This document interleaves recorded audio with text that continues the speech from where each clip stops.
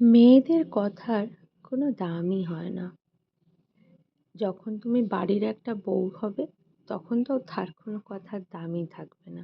তুমি সকাল থেকে সন্ধে পর্যন্ত যাই কাজ করো, সেটারও যেমন কোনো দাম থাকবে না, তেমন তোমার বলা কথা তারও কোনো দাম থাকবে না।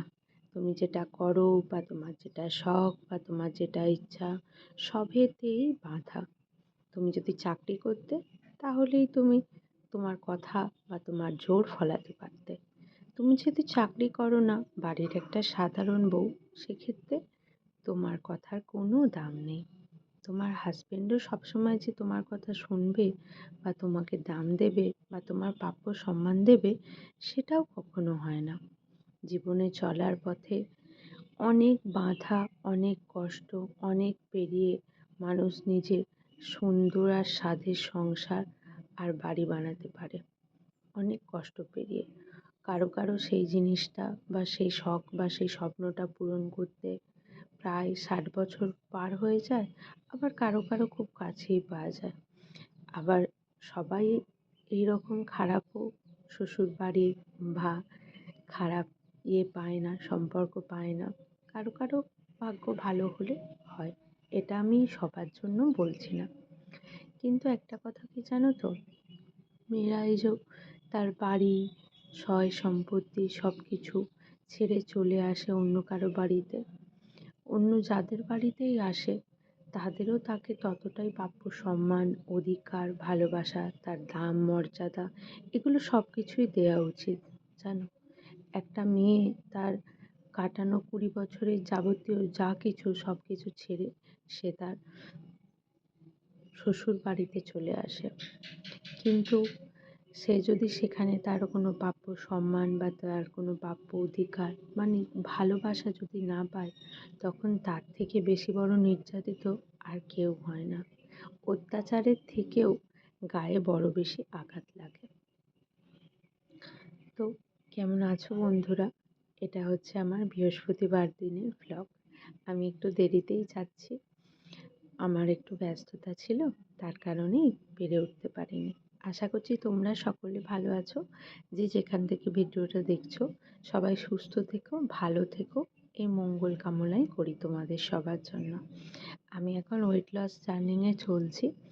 আশা করছি পুজোর আগে আমি আমার পছন্দের ওজনটা ঠিকঠাক কমিয়ে নিতে পারবো। আর আজকে যে ব্লগটা নিয়ে এসেছি, এখানে আমি প্রথমবার ট্রাই করেছিলাম পনিরের বিরিয়ানি, সেটাই তোমাদের সঙ্গে শেয়ার করব। বৃহস্পতিবার আমি নিরামিষ খাই, আর শুক্রবার দিন আমার শ্বশুর বাড়িতে নিরামিষ হয়। বৃহস্পতিবার দিন গোটা বাড়িতে আমার একার নিরামিষ থাকে, আর শুক্রবার দিন বাড়ির সব লোকেরই নিরামিষ থাকে। আমার তো যৌথ ফ্যামিলি, এখানে অনেক মেম্বার, শুক্রবার দিন সবাই নিরামিষ থাকে। আমাকেও সেই নিরামিষটা পালন করতে হয়, যেহেতু আমি বাড়ির বউ। তুমি চাইলেই পরপর 2 দিন নিরামিষ তোমাকে করতেই হবে, তুমি চাও বা না চাও। যেহেতু এটা শ্বশুর বাড়ি, তোমার মর্জি কিন্তু চলবে না।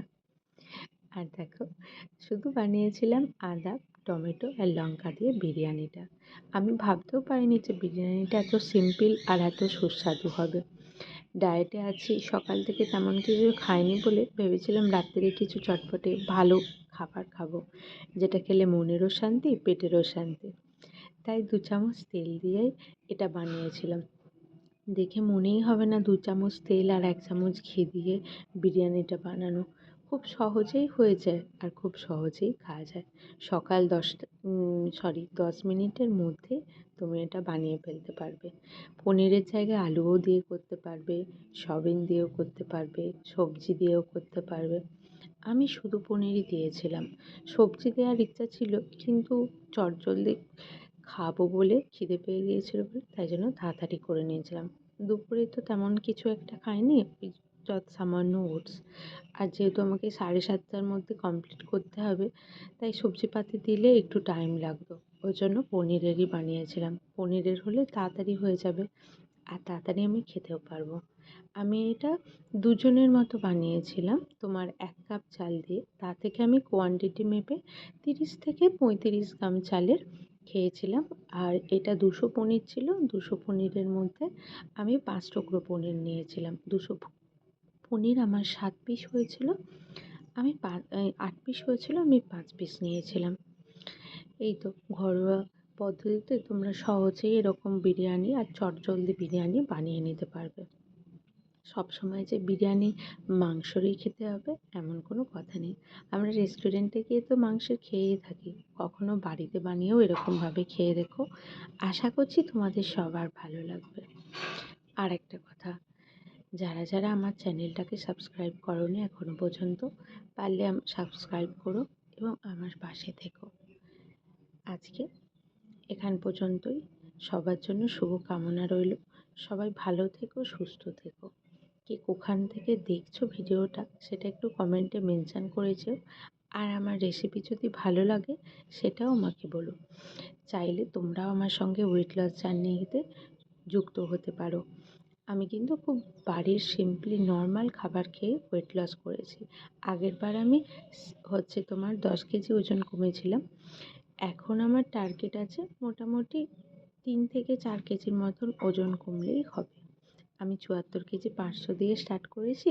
জানি, দেখা যাক আমার পছন্দের ওয়েট পর্যন্ত আমি যেতে পারি কিনা। দেখতে পেয়েছো বিরিয়ানিটা কত জুসি আর কত সুন্দর দেখতে হয়েছে।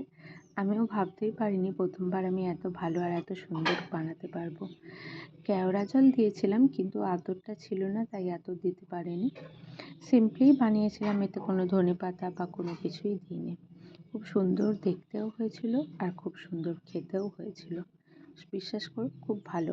আমার শ্বশুরমশাই, আমার শাশুড়ি, এদের সবাইকে একটু একটু বাটিতে বাটিতে দিয়েছিলাম। ওরা খেয়ে খুবই ভালো বলেছিল আর ওদের খুব পছন্দ হয়েছিল, বিশেষ করে আমার শাশুড়ি মার।